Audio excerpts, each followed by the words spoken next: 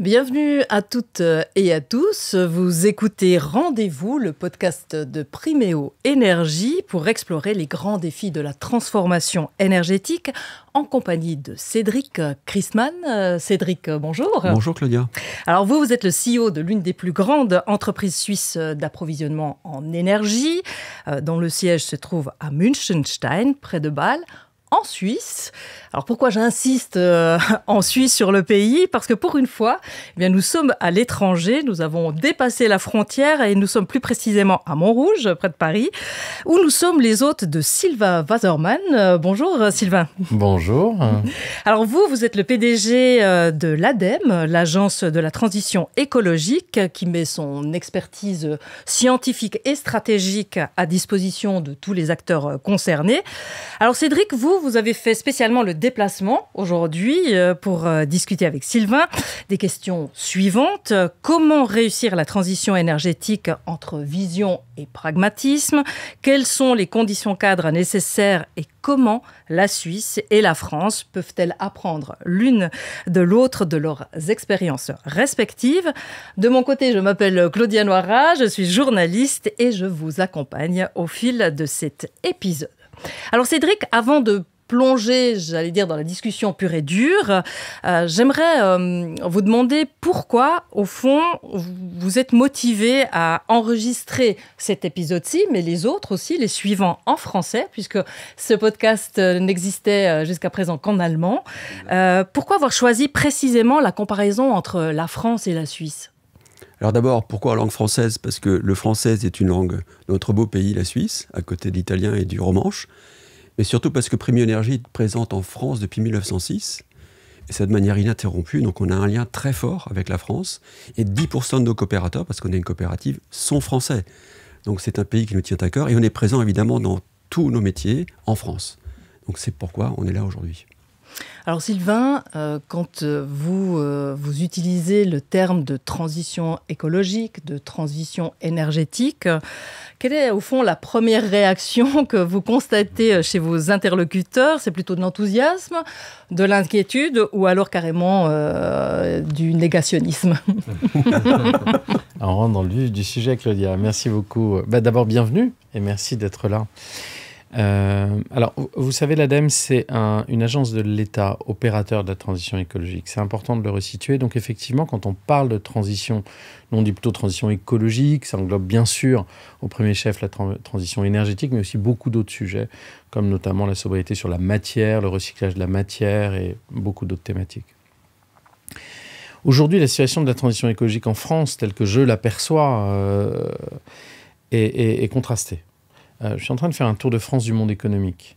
À chaque fois, il y a 150, 200 entreprises qui viennent nous écouter, dialoguer avec nous sur la décarbonation notamment.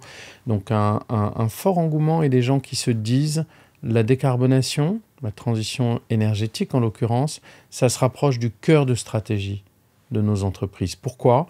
Parce qu'on a des clients qui l'exigent, parce qu'on a des institutions financières qui font du reporting sur la part de leur financement qu'ils apportent à l'économie en transition.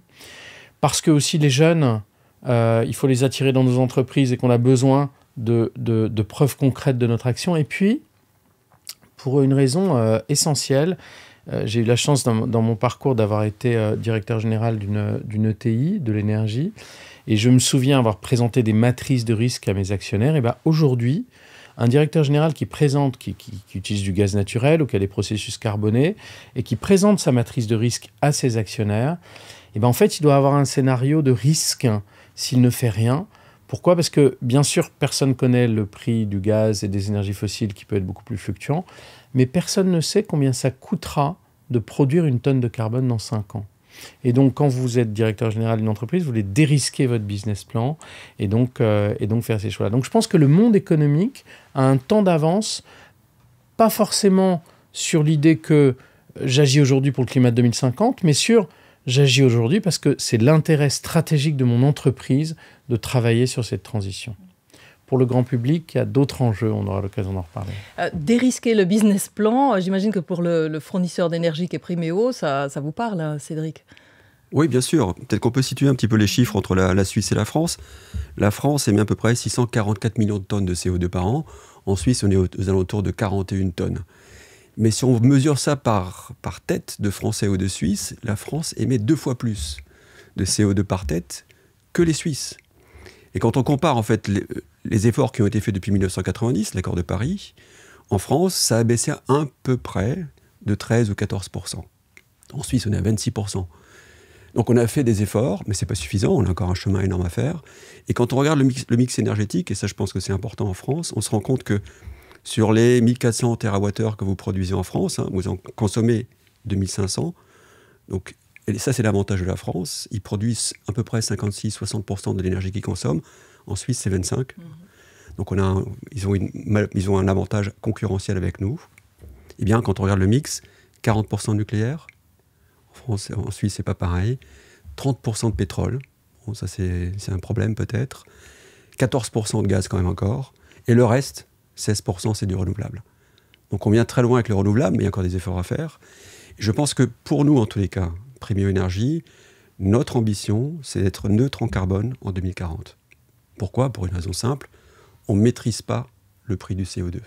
On ne maîtrise pas le prix des énergies qu'on importe. C'est pour ça que la Suisse, c'est la stratégie énergétique de la Suisse 2050, c'est de réduire les importations d'aujourd'hui 75% à 25% et de faire de la production locale. Pourquoi ? Pour maîtriser le prix. Alors en France, le contexte est plutôt tendu en ce moment. Est-ce que ça vous permet quand même d'être ambitieux en matière écologique ? Bien sûr, on est ambitieux. D'ailleurs, en 2023, je suis arrivé à l'ADEME en 2023. C'est la première année où la France a atteint ses objectifs de décarbonation en pourcentage. C'est beaucoup de programmes de décarbonation de l'industrie notamment. Je voulais revenir sur un point que mentionnait Cédric. La France, elle importe aujourd'hui pour 64 milliards d'euros tous les ans d'énergie fossile. C'est plus que les intérêts de la dette. On parle beaucoup de la dette en ce moment en France. C'est plus que les intérêts de la dette. C'est une hémorragie financière. À chaque fois qu'on agit pour la transition énergétique, par exemple, avec des énergies nucléaires ou des énergies renouvelables, qu'est-ce qu'on fait ? On réinternalise cette chaîne de valeur. Et ça, c'est extrêmement important. Je planchais hier devant des dirigeants d'entreprise. Je leur dis, mais on ne peut pas se satisfaire de cette hémorragie financière où on va financer l'équilibre économique du gaz de messieurs Trump et Poutine ou des pays du Golfe. Il faut qu'on réinternalise cette création de valeur avec, ici vous êtes en région parisienne, ici à Montrouge vous avez de la géothermie profonde.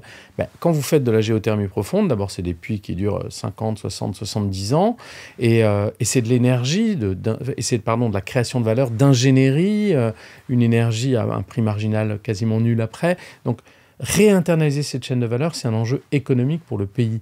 Et on ne raisonne pas assez en transition écologique en matière de souveraineté, comme vient de le dire Cédric, et en matière de finalement protéger notre actif économique. Parce que ce qui va avec tout ça, c'est qu'il y a une très forte vulnérabilité de nos économies aux énergies fossiles. Et quand on est en 2022 et que les prix du gaz font x10, vous avez des dirigeants d'entreprise qui disent « mais moi, si ça dure 3 mois, je mets la clé sous la porte ». Donc, on a cette vulnérabilité de l'économie. Donc, il est temps, en fait, pour nous, pour beaucoup de pays, il est temps de se dire, soit on reprend notre destin en main, soit on abdique. Mais on est à ce moment-là où les modèles qui ont permis pendant des décennies de brûler des énergies fossiles dans une espèce d'euphorie, maintenant, on est dans la phase où il faut d'urgence reprendre notre destin en main parce qu'on ne peut pas se satisfaire des modèles actuels. Justement, le rapport très récent de la Cour des comptes a montré que la France reste encore en retard, notamment sur l'adaptation, la biodiversité et l'empreinte carbone importée. Alors, comment l'ADEME, elle peut peser en fait pour combler un peu ces angles morts ? Alors, attention, l'État n'a jamais investi aussi massivement dans la décarbonation de son industrie, par exemple. C'est une priorité extrêmement forte. Pour vous donner quelques chiffres, nous, l'ADEME, l'an dernier, uniquement sur le segment entreprise, c'est 2,5 milliards d'euros qu'on a investi pour le compte de l'État, dans la décarbonation. Et c'est aussi un peu moins c'est 800 millions d'euros qu'on a investi dans les infrastructures de réseaux de chaleur, notamment avec un fonds chaleur renouvelable. Donc, l'État a investi plus encore cette année en 2025. au-delà de ces sommes et des programmes comme France 2030, qui sont des programmes massifs de décarbonation de l'industrie notamment, il y a 1 milliard de plus sur la décarbonation de l'industrie qui est mise en œuvre et opérée par l'ADEME, décidée par l'État sous le gouvernement précédent. 1 milliard d'euros aussi sur l'hydrogène, qui est une piste très importante pour nous, de la production d'hydrogène sur base d'électricité nucléaire avec des électrolyseurs qui sont colocalisés avec des grands centres industriels.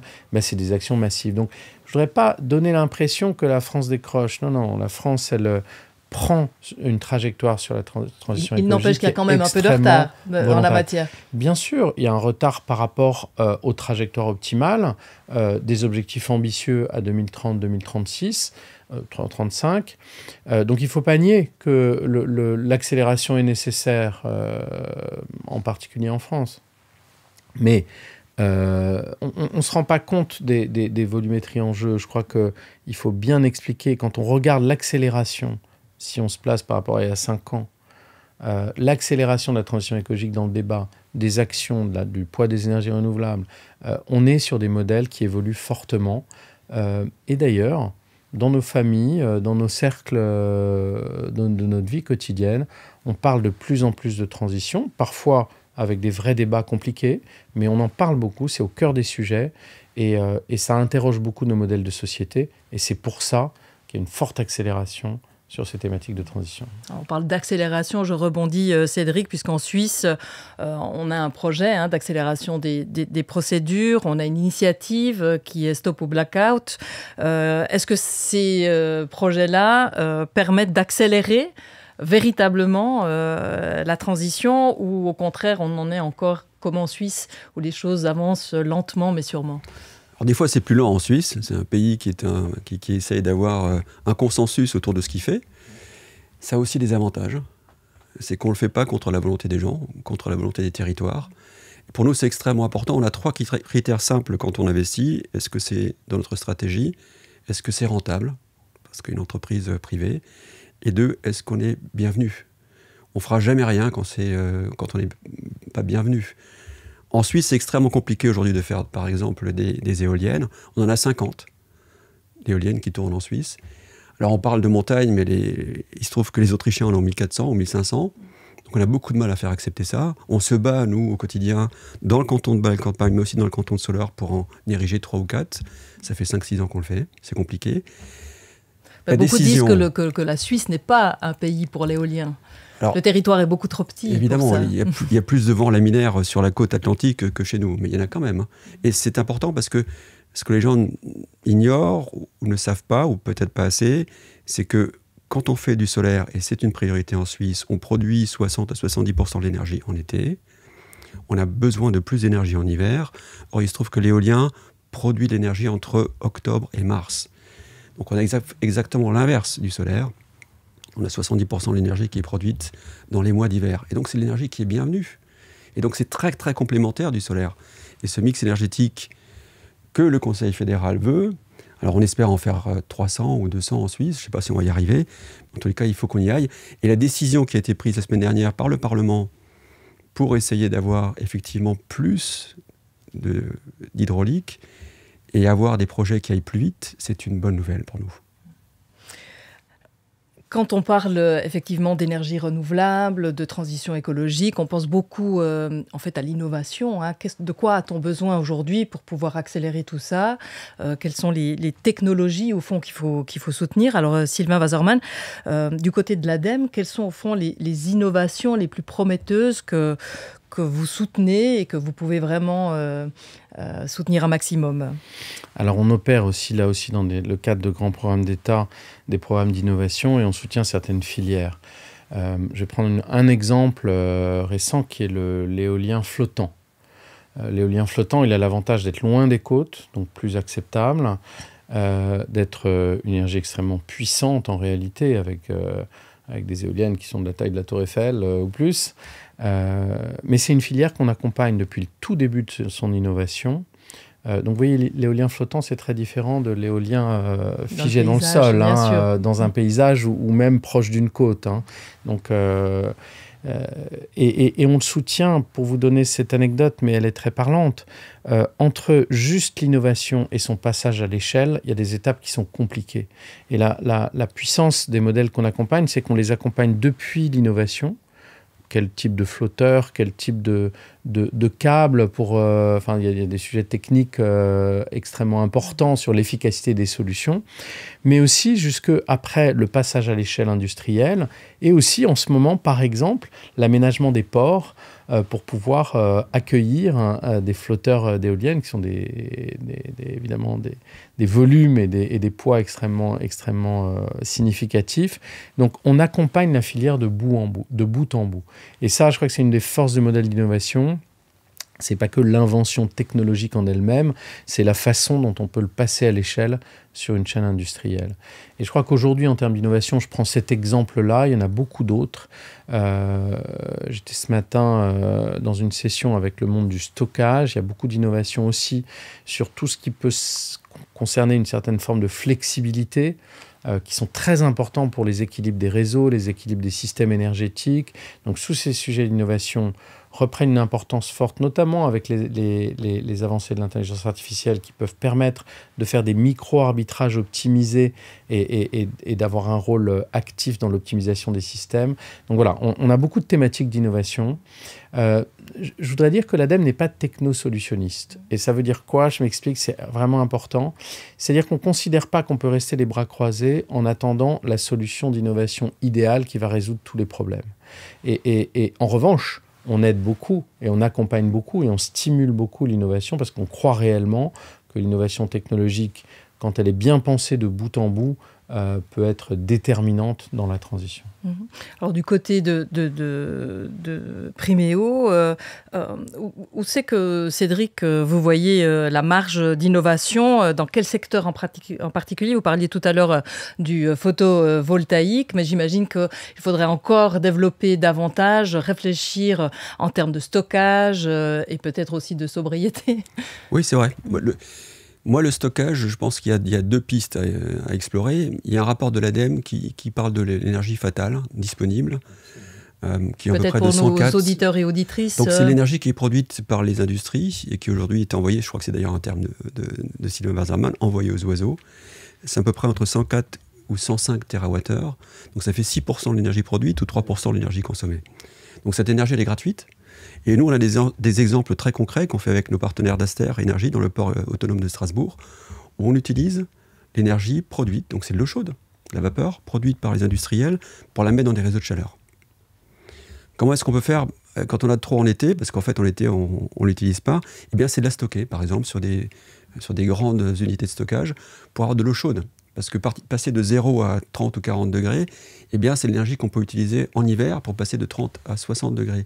Et il faut beaucoup moins d'énergie pour passer de 30 à 60 que de 0 à 60. Donc déjà, on gagne de l'énergie. Donc ça, c'est la première piste.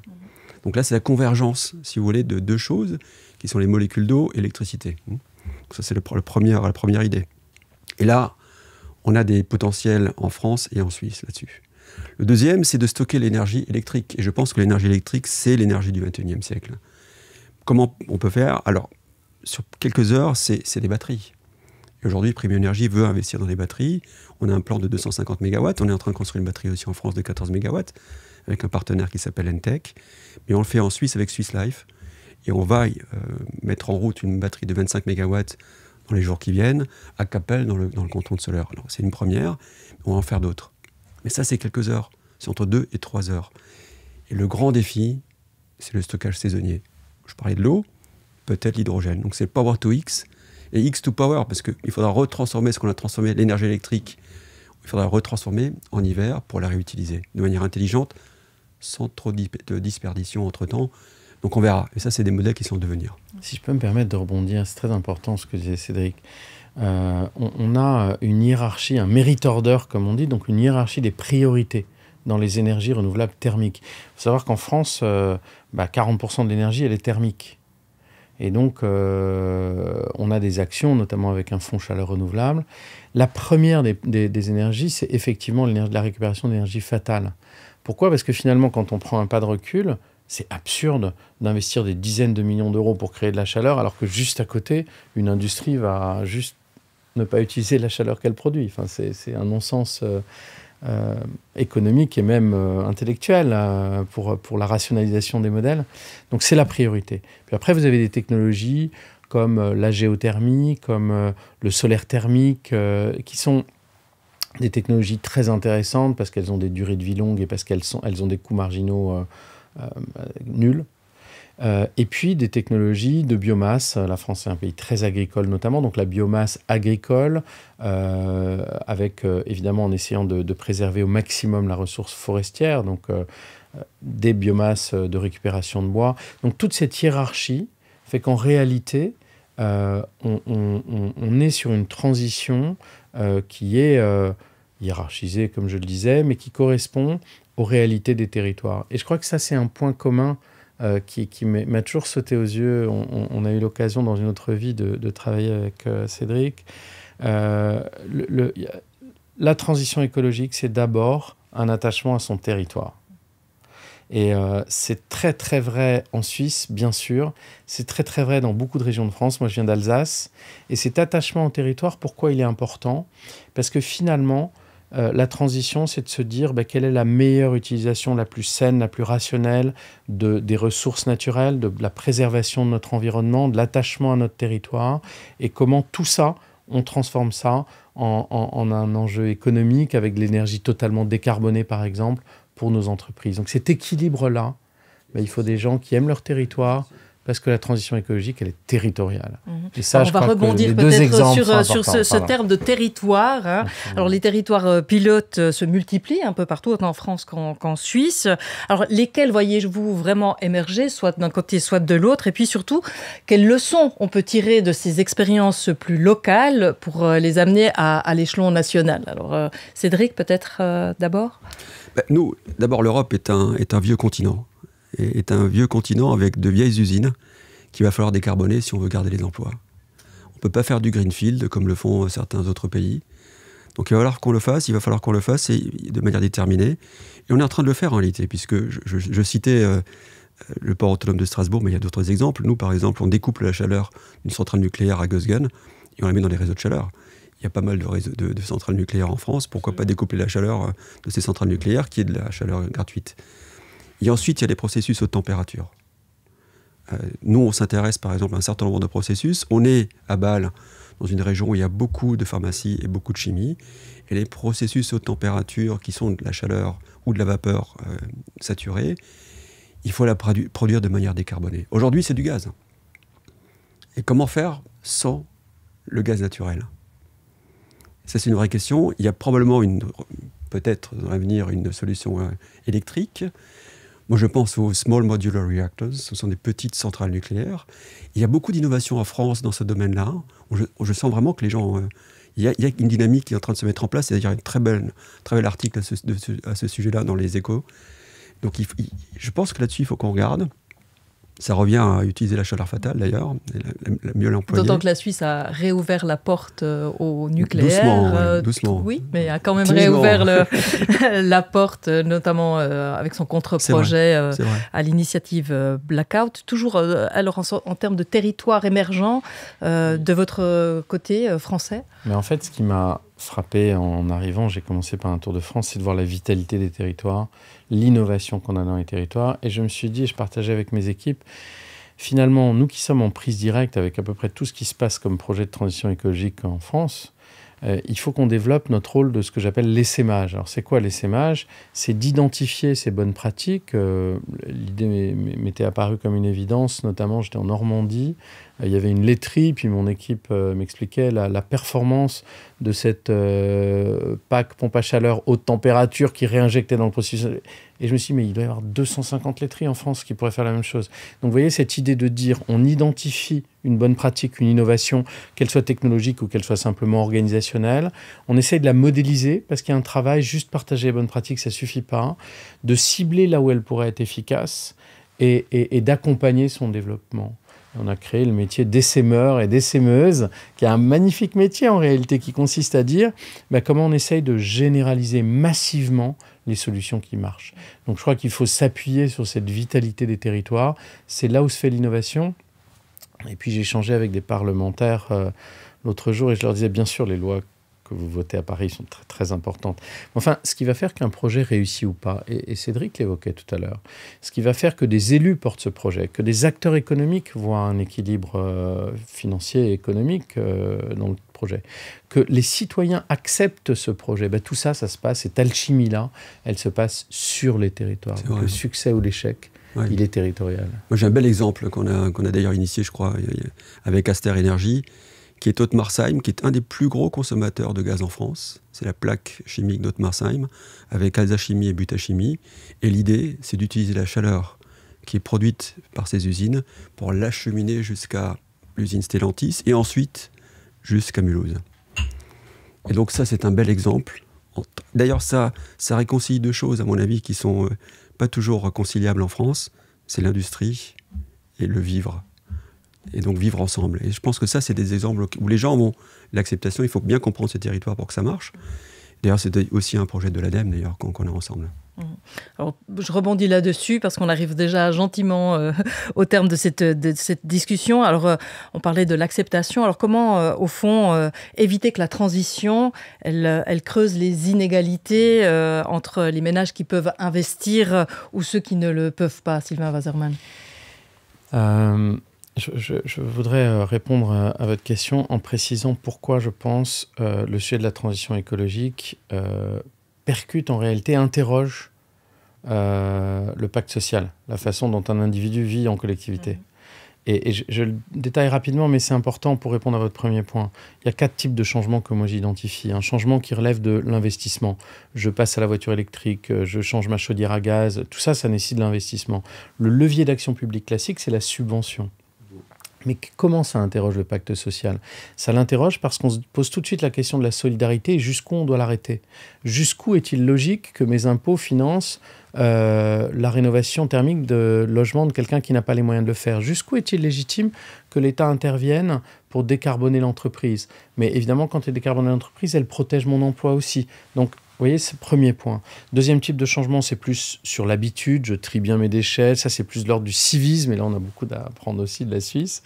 Et l'Alsace aussi est très, très, très impliquée dans ces logiques-là. Mais le civisme, c'est un élément du pacte social. Le troisième, c'est le renoncement.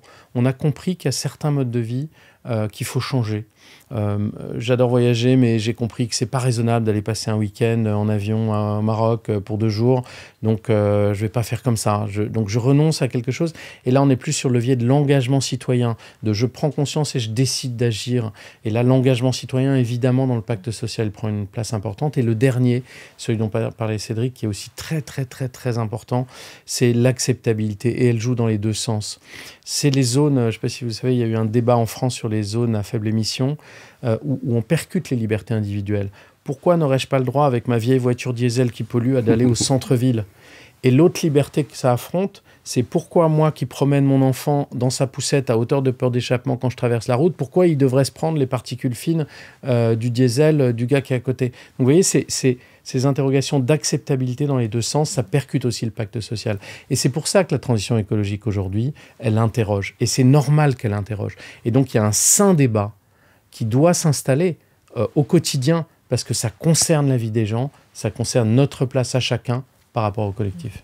Alors Cédric, c'est pas parce qu'on est en Suisse, parce qu'on parle de la Suisse, qui a cette réputation de pays riche, qu'il n'existe pas d'inégalité, qu'il n'y a pas de ménages qui ne peuvent pas investir.